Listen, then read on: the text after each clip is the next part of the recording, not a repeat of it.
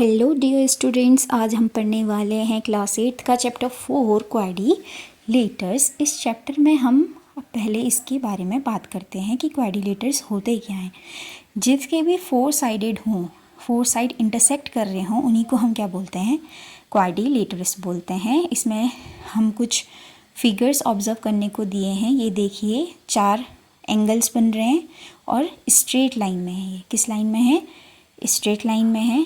तो जब भी 4 स्ट्रेट लाइन 4 एंगल्स बनाती हैं तो उसी को हम क्वाड्रिलेटर्स बोलते हैं। जैसे कि यहाँ पे क्वाड्रिलेटर की क्या दे रखी थी, डेफिनेशन भी दी गई थी। The word quadrilateral is derived from Latin word quadri meaning 4, यानी कि 4 होने चाहिए, and latus referring to sides, और लेटस क्या मिल रहे, साइड से। तो 4 साइड्स होने चाहिए, तो वही क्या होता है, हमारा क्वाड्रिलेटर होता है। फर्स्ट फिगर में स्ट्रेट लाइन है, सेकंड फिगर में भी स्ट्रेट लाइन है, यानी कि सीधी लाइन है ना, सीधी लाइन है।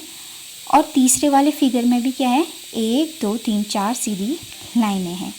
तो 4 सीधी लाइनें हैं, 4 एंगल्स बना रहे हैं, तो ये फर्स्ट के तीनों क्या है, हमारे क्वाड्रिलेटर्स हैं। अब अगर हम फोर्थ फिगर को देखते हैं तो अब देखो, ये दोनों तो स्ट्रेट हैं, ये तीसरी भी स्ट्रेट है, लेकिन चौथी स्ट्रेट लाइन नहीं है। इसमें फिफ्थ वाले में 2 स्ट्रेट हैं, 2 स्ट्रेट नहीं हैं। तो figure 1 2 and 3 are quadrilaterals and the others are not, नहीं है क्योंकि वो स्ट्रेट लाइन में है ही नहीं। ठीक है। The angles of a quadrilateral are the angles between its sides as marked in figure 1 2 and 3। We will start with the most familiar quadrilaterals, rectangles and square. अब हम रेक्टेंगल्स और स्क्वायर के बारे में देखते हैं। रेक्टेंगल क्या है? रेक्टेंगल क्वाड्रिलेटर तब कहलाता है जब the angles are all right angles, जब जितने भी चारों के चारों एंगल होंगे वो क्या होंगे, 90 डिग्री के होंगे, और जो अपोजिट साइड हैं वो क्या होंगे, इक्वल लेंथ के होंगे। जैसे 2 सेंटीमीटर है तो ये भी 2 सेंटीमीटर होगा, ये 4 सेंटीमीटर है तो ये अपोजिट साइड वाला भी 4 सेंटीमीटर होगा। ठीक है। इसके बाद ये कारपेंटर प्रॉब्लम दी गई है, इसको हम थोड़ा नीचे को स्क्रॉल करते हैं। अब what is the length of the other diagonal, क्या होगा? अब देखो, यहाँ पे एक पूरा रेक्टेंगल दिया है ABCD। अब अगर इसमें हम 2 ट्राइंगल्स लेते हैं और इसके दोनों साइड्स क्या हैं, अपोजिट साइड इक्वल हैं, AB is equals to CD है, और साथ ही साथ जो एंगल्स हैं, जो एंगल A पे बन रहा है और एंगल D पे बन रहा है, दोनों के दोनों क्या है, 90 डिग्रीज हैं।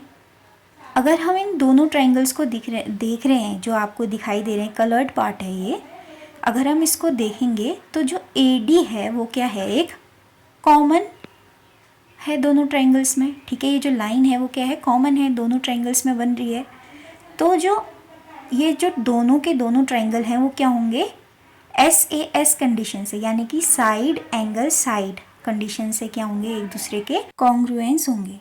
तो कॉन्ग्रुएंसी की वजह से अब क्या होगा, जो AC है वो किसके बराबर होगा, BD के बराबर होगा, since they are corresponding parts of congruent triangles. This shows that the diagonal of a rectangle always have the same length. तो डायगोनल की जो लेंथ होती है वो रेक्टेंगल्स में क्या होती है, सेम होती है। हमें इससे ये पता चला।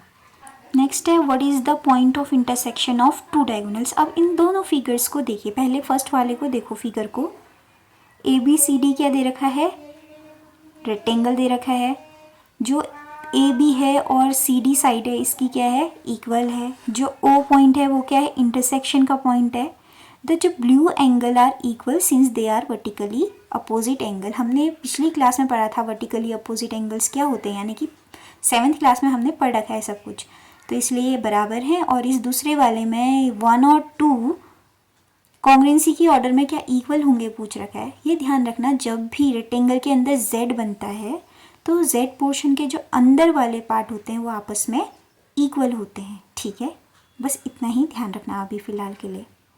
अब जो ये वाला रेक्टेंगल दिया है, इसमें जो ये B साइड है, अब देखो 90 डिग्री है, तो एंगल 3 प्लस एंगल 1 कितना होगा, 90 डिग्री के बराबर ही होगा। ठीक है। और इस वाले में ये ट्राइंगल दिया है BCD, तो angle 2 plus angle 3 plus 90 degree is equals to 180 degree. क्यों? क्योंकि ट्राइंगल्स के इंटीरियर पार्ट का सम कितना होता है, 180 डिग्री होता है। तो एंगल 3 प्लस एंगल 2 कितना होगा हमारा, 90 डिग्री होगा। The diagonals of a rectangle always intersect at there mid point. जो डायगोनल होते हैं रेक्टेंगल के वो हमेशा क्या करते हैं, मिड पॉइंट पे ही इंटरसेक्ट करते हैं। इस वाले फिगर में ए की वैल्यू निकालनी है, तो ए की वैल्यू निकालने के लिए हम ट्राइंगल को देखेंगे। ट्राइंगल ए ओ बी में तीनों का सम कितना होगा, 180 डिग्री होगा, तो इससे ए की वैल्यू कितनी आ गई, 60 आ गई। इसी तरह से हम क्या कर सकते हैं, अदर वैल्यूज़ को भी निकाल सकते हैं। ठीक है, क्योंकि क्या है, ये एंगल 60 है, ये एंगल 60 है, और ये सामने वाला क्या है, ये भी 60 है, तो इसके बगल वाला कितना होगा, 60 + 30, तभी तो 90 बनेगा ना, इसलिए।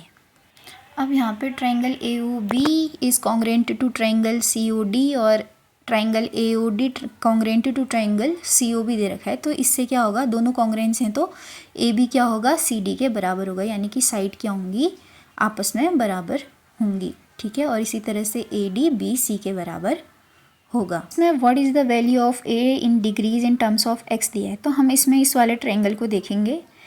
इस ट्राइंगल में angle A plus X is equals to 180 होगा, क्योंकि sum of interior angle of a triangle कितना होता है, 180 डिग्री होता है। तो 2a is equals to 180 minus X हो गया, a is equals to 180 minus X upon 2। तो इससे 90 माइनस एक्स अपॉन 2 कैसे आया होगा, ये देखने की बात है ना, यहाँ पे कंफ्यूज हो सकता है आपको। तो इसमें a इक्वल्स टू हम तोड़ देंगे, 180 अपॉन 2 करेंगे माइनस एक्स अपॉन 2 करेंगे, हम डायरेक्ट नहीं काट सकते, ठीक है, उसको गलत हो जाएगा नहीं तो आंसर। तो a equals to 90 minus X upon 2, ये आ गया हमारा, इतना ही करना था बस। अब इस तरह से हम दूसरे ट्राइंगल को देखेंगे, ए ओ डी ट्राइंगल को देखेंगे।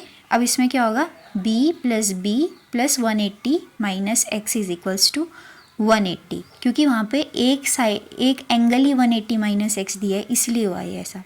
ठीक है, 2b is equals to 180 minus 180 minus X, इसको ब्रैकेट में रखे रहना। अब हम 2b इज इक्वल्स टू क्या लिखेंगे, 180 माइनस 180 प्लस एक्स। यहाँ पे प्लस एक्स कैसे आया, क्योंकि माइनस माइनस क्या होता है, ब्रैकेट ओपन होने में प्लस हो जाता है। ठीक है, ये रूल्स आपने पहले भी पढ़े होंगे। तो 2b का वैल्यू कितना आया हमारा, x आया, और b का वैल्यू कितना आ गया, x अपॉन 2। कोई भी चीज़ इक्वल्स टू के इस साइड मल्टीप्लाई में होती है, उधर जाके क्या हो जाती है, डिवाइड में चली जाती है।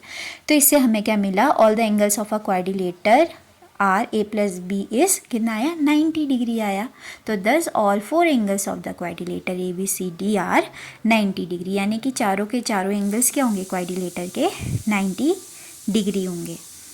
What is the shape of a quadrilateral with all the angles are 90 degree. जब सारे एंगल्स 90 डिग्री हों तो वैसे स्क्वायर बनता है। चलो देखते हैं आगे क्या मिलता है। अब यहाँ पे देखो b दे रखा है एंगल, सिंस b 90 डिग्री है तो एंगल 3 + 1 90 डिग्री होगा। इसी तरह से इसमें ट्राइंगल देखेंगे हम ए बी सी डी, क्योंकि 3 + 2 + 90 डिग्री 180 डिग्री, क्योंकि interior angle of a triangle कितना होता है, सम उसका 180, तो इससे 3 और 2 का एंगल का सम कितना आया हमारा, 90 डिग्री आया। प्रॉपर्टीज़ दे रखी हैं रेक्टेंगल की। पहला है कि सारे एंगल्स 90 होते हैं, दूसरा है कि अपोजिट एंगल्स इक्वल होते हैं। ठीक, प्रॉपर्टी 3 है जो अपोजिट साइड होते हैं रेक्टेंगल के, वो एक दूसरे को पैरेलली डालते हैं, वो मतलब ये इधर वाला पैरेलल तो उधर वाला भी पैरेलल। और जो डायगोनल्स होते हैं वो क्या होते हैं, इक्वल लेंथ के होते हैं और एक दूसरे को बाइसेक्ट करते हैं, यानी कि काटते हैं एक दूसरे को। अब नीचे स्पेशल रेक्टेंगल दे रखे हैं। इसमें पूछा है कि in the quadrilaterals below are there any non rectangles, क्या कोई नॉन रेक्टेंगल है। ये तो रेक्टेंगल है, ये भी रेक्टेंगल है, थर्ड वाला भी रेक्टेंगल है, चौथा वाला भी रेक्टेंगल होगा। स्क्वायर है, दिखाई दे रहा है हमें, क्या स्क्वायर रेक्टेंगल हो सकता है। क्या हम इसको नॉन रेक्टेंगल बोलेंगे या रेक्टेंगल बोलेंगे, इसको हम रेक्टेंगल ही बोलेंगे। ठीक है, A square is a quadrilateral in which all the angles are equal and 90 degree. अब यहाँ पे वेन डायग्राम दे रखा है स्क्वायर और रेक्टेंगल का।